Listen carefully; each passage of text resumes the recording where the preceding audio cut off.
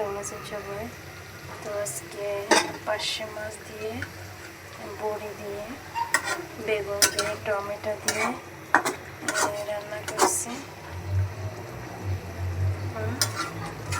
তো শীতকাল যেহেতু চলে আসছে, আর আমাদের সাতক্ষীরার ঐতিহ্যবাহী সেই গ্রাম বাংলার বড়ি, যেটা আমাদের সাথে একেবারে অনেক পরিচয় জানা ছিল। শীতকাল আসলে আমরা যা না খেলে একদম থাকতে পারি। এখানে মাখা মাখা করে মুগ ডালটা রান্না করছি।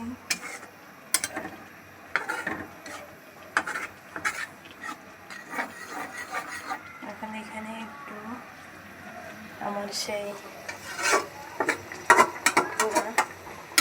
জিরা বাটাটা এখানে দিয়ে নেব। তো মশলা বড়িটা যে এত স্বাদ, কাঁচামরিচ গাছের ফ্রেশ কাঁচামরিচ দিয়ে রান্না করছি, এতটা কালার হয় নাই, কিন্তু খেতে কিন্তু অসাধারণ স্বাদ হয়েছে। মাশাআল্লাহ।